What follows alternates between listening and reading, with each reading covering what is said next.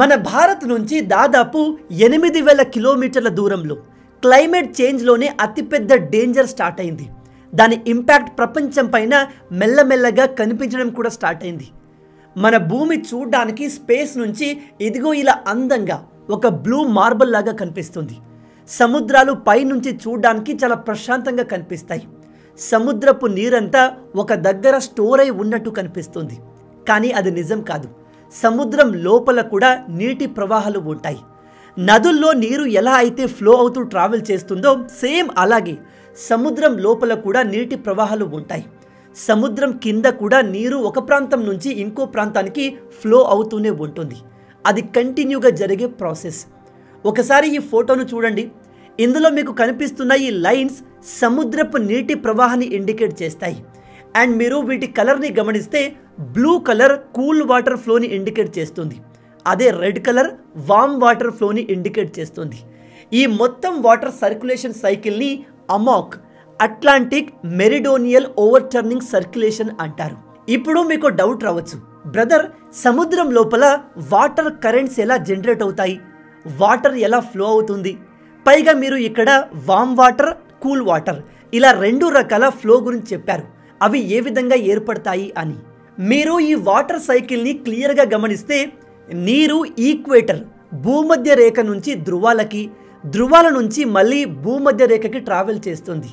ఇది ఒక సైకిల్ లాగా కంటిన్యూ అవుతూనే ఉంటుంది. ఇక సముద్రంలో వాటర్ ఫ్లో ఎలా ఏర్పడుతుంది అంటే మీ అందరికీ తెలుసు, ఈక్వేటర్ దగ్గర ఎండ ఎక్కువగా ఉంటుంది. ఆ ఎండ వేడికి ఈ ప్రాంతంలో ఉన్న సముద్రపు నీరు వేడెక్కుతుంది. మీ అందరికీ తెలుసు, నీరు వేడెక్కినప్పుడు దాని వాల్యూమ్ పెరుగుతుంది. వాల్యూమ్ పెరిగినప్పుడు దాని డెన్సిటీ తగ్గుతుంది. ఇది సింపుల్ ఫిజిక్స్. ఏ పదార్థం ఆర్ వస్తువు యొక్క డెన్సిటీ తక్కువగా ఉంటుందో అది నీటిపైన తేలుతుంది. డెన్సిటీ ఎక్కువ ఉన్న వస్తువులు సముద్రంలో మునిగిపోతాయి. ఇక్కడ ఇంపార్టెంట్ విషయం ఏమిటంటే కూల్ వాటర్ యొక్క డెన్సిటీ వామ్ వాటర్ కంటే ఎక్కువగా ఉంటుంది. అందుకే మీరు కూల్ అండ్ వామ్ వాటర్ని ఒక్కసారిగా కలిపేస్తే ఫస్ట్ వామ్ వాటర్ పైకి వచ్చేస్తుంది, కూల్ వాటర్ కింద సెటిల్ అవుతుంది. ఎందుకంటే వామ్ వాటర్ యొక్క డెన్సిటీ కూల్ వాటర్ కంటే తక్కువగా ఉంటుంది. ఇది బేసిక్ ఫిజిక్స్. తెలియని వాళ్ళు జస్ట్ గుర్తుపెట్టుకోండి. ఈక్వేటర్ దగ్గర సూర్యరశ్మి కారణంగా వేడెక్కిన నీరు మూమెంట్ని స్టార్ట్ చేసి నార్త్ పోల్ వైపు ట్రావెల్ చేస్తుంది. ఈ వామ్ వాటర్ కూల్ వాటర్ కంటే తేలికగా ఉంటుంది కాబట్టి అది సర్ఫేస్ లెవెల్లో ట్రావెల్ చేస్తుంది. ఈ వేడి నీళ్లు నార్త్ పోల్ దగ్గరికి రీచ్ అయ్యేసరికి మెల్లగా వేడిని కోల్పోయి చల్లబడతాయి. చల్లబడిన నీటి యొక్క డెన్సిటీ పెరుగుతుంది. దాంతో ఆ నీరు మెల్లగా సముద్రం అడుగున చేరుతుంది. వేడి నీళ్లు సముద్రం సర్ఫేస్ లెవెల్లో ఈక్వేటర్ నుంచి నార్త్ పోల్కి ఫ్లో అవుతాయి. అదే కూల్ వాటర్ నార్త్ పోల్ నుంచి ఈక్వేటర్ వైపు సముద్రం లోపల నుంచి ఫ్లో అవుతుంది. దీన్నే అమాక్ సర్క్యులేషన్ అంటారు. ఇది భూమి పుట్టినప్పటి నుంచి జరుగుతుంది. సముద్రంలో జరిగే ఈ వాటర్ ఫ్లో సైకిల్ వల్లే మన వాతావరణ టెంపరేచర్ అండ్ సీజన్స్ అన్ని కంట్రోల్ చేయబడతాయి, నార్మలైజ్ చేయబడతాయి. అదే ఈ సైకిల్లో కొద్దిగా మార్పు జరిగిన, డిస్టర్బెన్స్లు క్రియేట్ అయిన ప్రపంచం అల్లకల్లోలమైపోతుంది. అందుకే ఈ సైకిల్ని conveyor belt of ocean heat and salinity అని పిలుస్తారు. ఈ సైకిల్ వరల్డ్ వైడ్గా ఓషియన్ వాటర్ యొక్క సాలినిటీని కూడా రెగ్యులేట్ చేస్తుంది. అయితే ఇప్పుడు మన సైంటిస్టులు చెప్పేది ఏమిటంటే ఈ సైకిల్ మెల్లమెల్లగా బ్రేక్ అవుతుంది. దానికి కారణం ఎవరు అంటే మనమే. మనం చేసే పొల్యూషన్, మన వెహికల్స్, మెషిన్స్ అండ్ ఫ్యాక్టరీస్ నుంచి రిలీజ్ అయ్యే టాక్సిక్ కెమికల్స్ అండ్ గ్యాసెస్ కారణంగా ఇది జరుగుతుంది. మీరందరూ వినే ఉంటారు, ప్రపంచంలో పెరుగుతున్న పొల్యూషన్ కారణంగా గ్లోబల్ వార్మింగ్ జరుగుతుంది. దాని కారణంగా ధృవాలు వేగంగా కరిగిపోతున్నాయి అని. అండ్ ఈ ధృవాలు కరిగిపోవడం కారణంగా ఈ సైకిల్ బ్రేక్ అవుతుంది. ఇది ఎలా జరుగుతుంది అంటే గ్లోబల్ వార్మింగ్ కారణంగా ధృవాల దగ్గర ఉన్న మంచు కరుగుతుంది. మంచు కరిగి దాని కింద ఉన్న బ్లాక్ శాండ్ ఎక్స్పోజ్ అవుతుంది. సాధారణంగా తెల్లటి మంచు పైన సూర్యకిరణాలు పడినప్పుడు 90% అవి రిఫ్లెక్ట్ అయిపోతాయి. దాంతో మంచు సూర్యుని నుంచి వచ్చే వేడిని ఎక్కువగా అబ్జర్వ్ చేయదు. కానీ గ్లోబల్ వార్మింగ్ వల్ల మంచు కరిగి ఆ మంచు కింద ఉన్న నల్లటి నేల ఎక్స్పోజ్ అవుతుంది. ఈ నల్లటి నేల సూర్యుని నుంచి వచ్చే వేడిని ఎక్కువగా అబ్జర్వ్ చేస్తుంది. దీనివల్ల ధృవాల్లో ఉన్న మంచు వేగంగా కరిగిపోతుంది. ధృవాలు కరిగినప్పుడు అంటే ఈ పైన ఉన్న మంచు కరిగినప్పుడు దాని నుంచి వచ్చే నీరు ఉప్పు నీరు కాదు, ఫ్రెష్ వాటర్. ఉప్పు నీటితో కంపేర్ చేస్తే, అంటే సముద్రం నీటితో కంపేర్ చేస్తే ఫ్రెష్ వాటర్ యొక్క డెన్సిటీ తక్కువగా ఉంటుంది. ఈ సైకిల్ ప్రకారం ధృవాల దగ్గర ఉన్న వాటర్ చల్లగా ఉండి దానికి డెన్సిటీ ఎక్కువగా ఉంటుంది. ఎక్కువ డెన్సిటీ ఉన్న ఈ వాటర్ మెల్లగా సముద్రం లోతుకు వెళ్ళి అక్కడి నుంచి రిటర్న్ ఈక్వేటర్కి ఫ్లో అవుతుంది. కానీ ఇప్పుడు నార్త్ పోల్ దగ్గర ఓషియన్లో సముద్రపు నీరు మాత్రమే కాదు, మంచు కరిగి వచ్చిన ఫ్రెష్ వాటర్ కూడా కలుస్తుంది. ఈ మంచి నీరు కూల్గా ఉన్నప్పటికీ ఇది ఫ్రెష్ వాటర్ కాబట్టి దాని డెన్సిటీ తక్కువగా ఉంటుంది.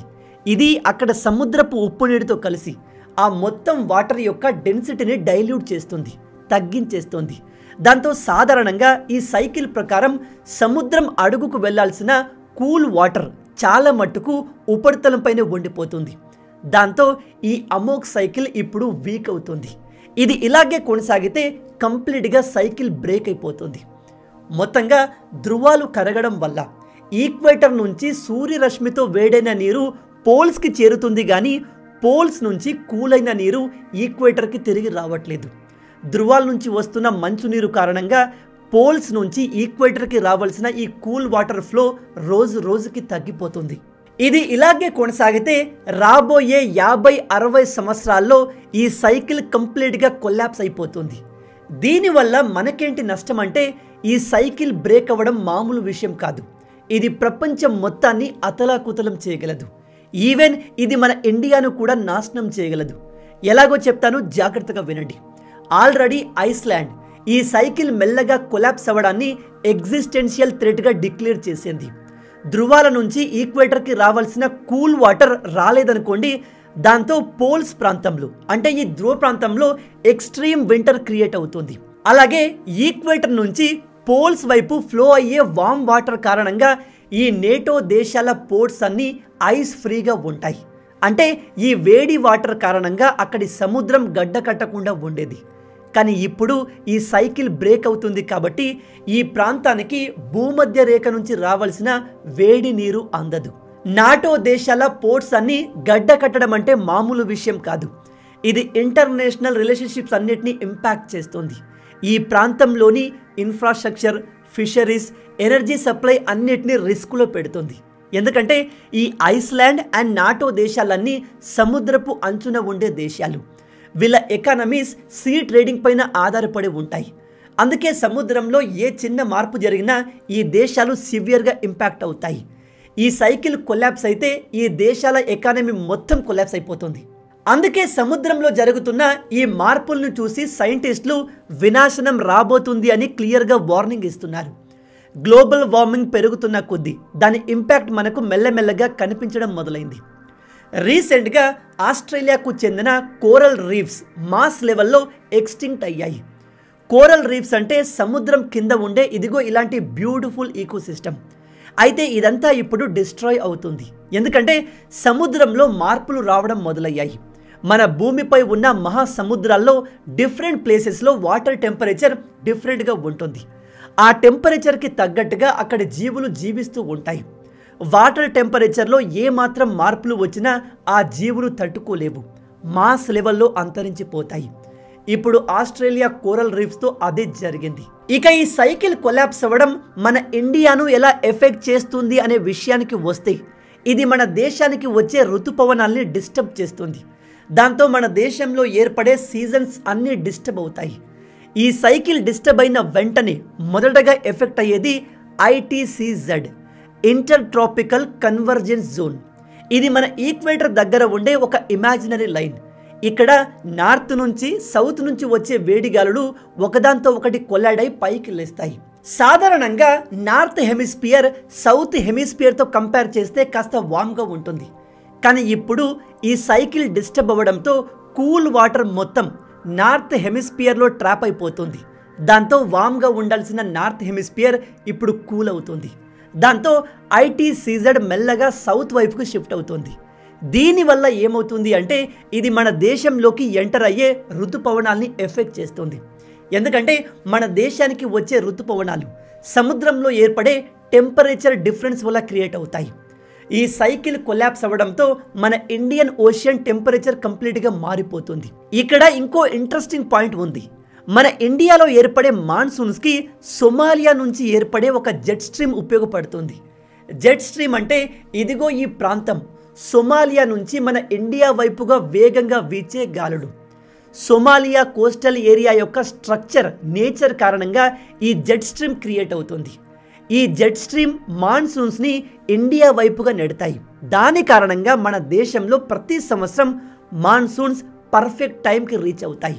ఇప్పుడు ఈ సైకిల్ డిస్టర్బ్ అవ్వడం కారణంగా ఐటీసీజెడ్ మెల్లగా సౌత్ హెమిస్ఫియర్కి షిఫ్ట్ అవుతుంది.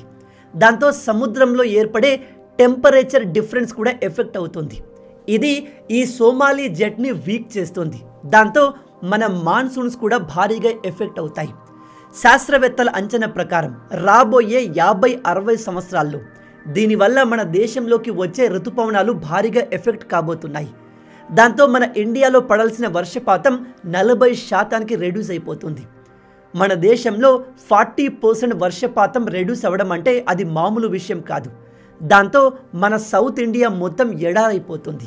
అలాగే సముద్రంలో క్రియేట్ అయ్యే అన్యూజువల్ టెంపరేచర్ డిఫరెన్స్ వల్ల వాతావరణం పూర్తిగా మారిపోతుంది. దాంతో ఓషియన్ ట్రేడింగ్ కూడా పాసిబుల్ కాదు. తీర ప్రాంతంలో సముద్ర ఉపరితలం పెరిగి కోస్టల్ ఫ్లడింగ్ జరుగుతుంది. దేశంలో సీజన్స్ ఉండవు కాబట్టి వాతావరణం ఎక్స్ట్రీమ్గా మారిపోతుంది. సాధారణంగా సముద్రంలో సైక్లోన్లు ఎందుకు ఏర్పడతాయి? సముద్ర ఉపరితలం పైన ఏర్పడే వేడి నీరు అండ్ టెంపరేచర్ డిఫరెన్స్ కారణంగా. కానీ ఈ సైకిల్ కొలాప్స్ అవడం కారణంగా ఈక్వేటర్ దగ్గర తయారైన వేడి నీరు నార్త్ పోల్కి రీచ్ అవ్వదు. ఎందుకంటే ఆ ప్రాంతం మొత్తం ఫ్రీజ్ అయిపోతుంది. దాంతో భూమధ్య రేఖ ప్రాంతంలో ఇప్పుడు వస్తున్న దానికంటే 70% సైక్లోన్లు ఎక్కువగా వస్తాయి. అండ్ వీటి ఫ్రీక్వెన్సీ, ఇంటెన్సిటీ భారీగా పెరుగుతుంది. ఇది మన ఇండియా, బంగ్లాదేశ్, పాకిస్తాన్, చైనాలోని కోస్టల్ ఇన్ఫ్రాస్ట్రక్చర్ని కంప్లీట్గా డిస్ట్రాయ్ చేస్తుంది. మన అగ్రికల్చర్ని నాశనం చేస్తుంది. ఫిషరీస్ కూడా కంప్లీట్గా నాశనం అయిపోతాయి. నేను ఈ విషయాన్ని మీకు చెప్తుంటే ఇది నార్మలే కదా అని మీకు అనిపించవచ్చు. కానీ రాబోయే 50-60 సంవత్సరాల్లో భూమి యొక్క పూర్తి హిస్టరీ మారబోతుంది. మనం ఎన్ని రోజులు క్లైమేట్ చేంజ్, గ్లోబల్ వార్మింగ్ లాంటి కాన్సెప్ట్లను బుక్లో మాత్రమే చదువుకున్నాం. కానీ ఇప్పుడు దాని ఇంపాక్ట్ రియల్ వరల్డ్ పైన కనిపిస్తుంది. ఎందుకంటే మనుషులు ఏమాత్రం మారట్లేదు. ఈ క్లైమేట్ చేంజ్, గ్లోబల్ వార్మింగ్ ఒక సీరియస్ ప్రాబ్లం అని తెలిసి కూడా దాన్ని నెగ్లెక్ట్ చేస్తున్నారు. మరి బ్రదర్, ఇలా జరగకుండా దీన్ని ఆపే అవకాశం ఉందా అంటే ఎస్. ఇకపై అయినా మనుషులు పొల్యూషన్ని క్రియేట్ చేయడం ఆపేయాలి. Especially air pollution. Petrol, diesel, LPG లాంటి ఫ్యూయల్స్ని వాడకూడదు. గ్రీన్ ఎనర్జీ వైపు షిఫ్ట్ అవ్వాలి. కానీ ప్రజెంట్ వరల్డ్ జియో పాలిటిక్స్ నడుస్తుందే ఆయిల్, పవర్, వెపన్స్ పైన. అలాంటిది అన్ని దేశాలు వెంటనే ఆయిల్ యూసేజ్ని ఆపేయాలి అంటే దాన్ని ఎవరు ఫాలో అవ్వడానికి రెడీగా లేరు. కాబట్టి ఈ అతిపెద్ద డిజాస్టర్ని ఆపే అవకాశం మనకు ఉన్నా దాన్ని మనుషులు పట్టించుకోవట్లేదు. ఆ పొజిషన్లో ఎవ్వరూ లేరు. ఇది జరగకుండా ఉండాలి, దీన్ని ఆపాలి అంటే కేవలం లీడర్లు, రాజకీయ నాయకుల వల్లే కాదు. ప్రజలు ముందుకు రావాలి. ప్రజల్లో అవేర్నెస్ తీసుకురావాలి. నిజం చెప్తున్నాను, దీన్ని మనం ఆపకపోతే, మనలో మార్పు రాకపోతే రాబోయే 40-50 సంవత్సరాల్లోనే ఈ ప్రపంచం మొత్తం నాశనం అయిపోతుంది. ఇది ప్రజలకు తెలియాలి. అందుకే ఈ వీడియోని ఎంత వీలైతే అంత షేర్ చేయండి. అన్ని దేశాల ప్రజలు ఏకమై పొల్యూషన్ని తగ్గించగలిగితే ఈ వినాశనాన్ని మనం ఆపే అవకాశం ఉంది. కానీ ప్రపంచంలోని ప్రజలందరినీ ఏకం చేయడం పాసిబుల్ అవుతుందా? మీరేమనుకుంటున్నారు? మీ ఆలోచనల్ని కింద కామెంట్లో చెప్పండి. మొత్తంగా ఇవే ఈ వీడియోకి సంబంధించిన పూర్తి విషయాలు. ఈ వీడియో మీకు నచ్చింది అనుకుంటున్నాను. నచ్చితే అలా ఊరికే చూసి వెళ్ళిపోకుండా వీడియోని లైక్ చేసి మన ఛానల్ని సబ్స్క్రైబ్ చేసుకోండి. రాబోయే వీడియోలో ఇంకో ఇంట్రెస్టింగ్ టాపిక్తో మళ్ళీ కలుద్దాం. అండ్